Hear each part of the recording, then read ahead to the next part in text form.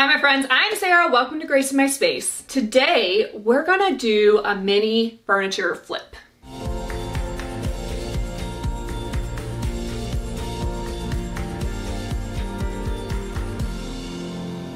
This is part of a three-part series making over our guest bedroom in our basement, getting it ready. It's been a bit of a landing zone for many years now, and I want to make it ready and fresh for guests. So I found this vintage side table on Facebook Marketplace. I think I paid about $20 for it, and at the time I was thinking I overpaid. It was very disgusting and very dirty, very marked up and damaged, lots of veneer issues, and I thought, why did I just pay $20 for this? But I'm about to show you what you can do with very little effort.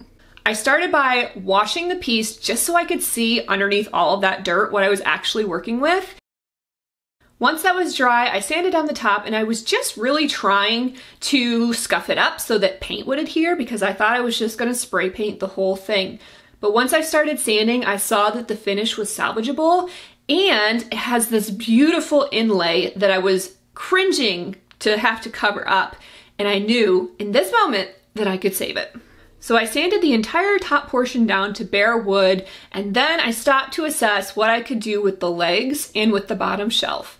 The legs had so much damage that I knew it would be hours of painstaking sanding to get it to a usable wood finish, and the bottom shelf was completely falling apart. However, I did not want to remove it because I didn't want to make the legs less sturdy. So I decided to leave the top wood and paint the bottom and do something a little special on that bottom shelf. Okay, so far I have sanded, I have washed, I have spray painted and preconditioned the top.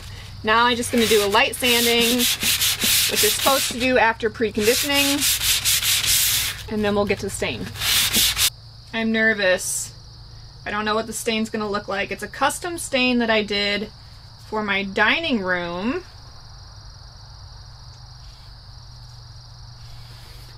Oh, I think I'm gonna like that. I wanted a darker tone, so I'm thinking that's gonna be pretty. I love staining things. I don't know what it is about it.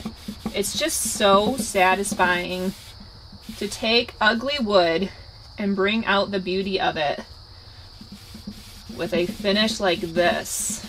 Can you even believe that this is the same table as when we started? I cannot believe it. I'm so glad I didn't spray paint this top and did the work to sand it down. It really didn't even take that long. I probably sanded it for a half an hour to 40 minutes. And that's about all it took. Oh, she's gonna be a beauty. I am gonna tackle this bottom shelf now. As you can see, it's pretty damaged. The veneer is coming off the top and the bottom, but I didn't want to remove the shelf because I thought that it would loosen the legs and not make it as stable. So I wanted to create kind of like this weave look, but that would require weaving and no one wants to do that. So I found this wonderful fabric that is like a faux leather, and it has a caned appearance. You see all that texture on there? So it looks like caning, it feels like leather, but it's just faux leather. And I'm going to put it right here on the bottom, and hopefully it will look cool. That's the goal. So you're gonna find out if this works at the same time as me. So I've never done this before. I'm gonna start by cutting it down so that it's a little bit easier to work with. I got a yard. I didn't know how much I would need if I had to like fold it under or whatnot. So just kind of winging it here. Go ahead, Sarah. Why don't you just choose the most awkward angle ever to try and cut this? Don't know why. Make life hard on myself sometimes. I also do not have a quality pair of fabric scissors. These are junk. I had them at one time and then I had children and now I will never have good scissors again. I tried one time to put a thing on my scissors that said "Mom, scissors only." It didn't work. All right, now we have a much more manageable size to work with, and the theory is that I will be able to pop that right on in there, cut out around the legs, fold under and glue or staple or something. So we'll see how well that theory works out. I do want the lines to be straight, so I'm gonna line it up so that the keening looks like it's bent right over that edge, the whole way down. Here goes nothing.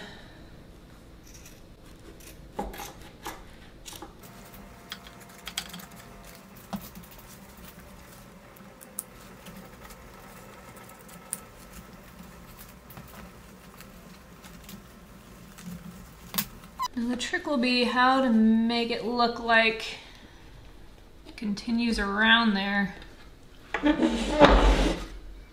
This experiment could get interesting. Corner number 1 is not gonna be perfect. We're calling this the practice corner for sure. Tuck it in the back. It's all good.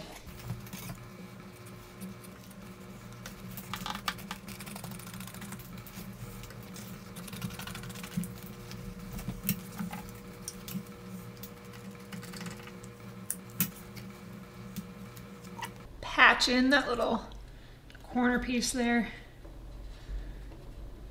I think it'll be okay though. All right, we're gonna finish this off with some trusty hot glue.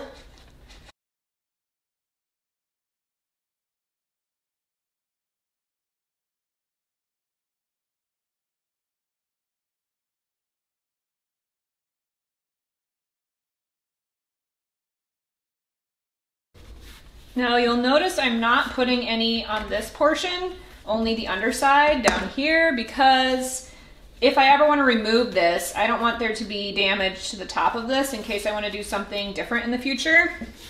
I'm kind of a temporary installer when it comes to DIY. I don't put construction adhesive on wall treatments because it'll damage drywall when you take it off. I try to be as minimal as possible when it comes to fastening things, as long as there's no safety issues. Because then if I change my mind in the future, it's much easier to remove.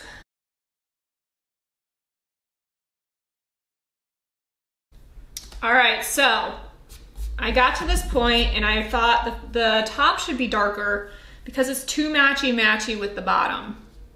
So I got this gel stain.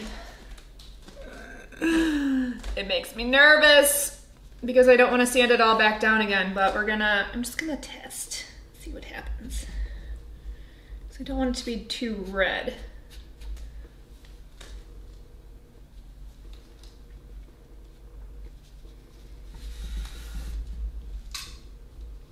That'll be good. That'll be good, right? I think so. This room is extremely awkward to film in, I've just gotta say. It's very tight, so I apologize for all the weird angles, but here she is. I'm so happy that I saved the top and just stained it a darker wood tone to match all of the other tones that I'm putting into this guest bedroom. And I really do think that it's a fun little faux leather cane accent on the shelf to cover up the veneer damage, but also to add a little bit of interest, because it's not often that you see side tables that have any kind of detail like that. I am currently contemplating whether or not the green really fits in this room, so I don't know, it might change in the future. We'll see how it pulls together the entire room. Thanks so much for watching. I hope you enjoyed seeing this piece come together. Stay tuned. I have 2 more parts coming to this room makeover. Next time we're going to focus on another furniture flip, and then we'll have the final reveal to see how this entire space comes together in the end. Make sure to hit that subscribe button, ring the bell for notifications, and I'll see you on the next flip.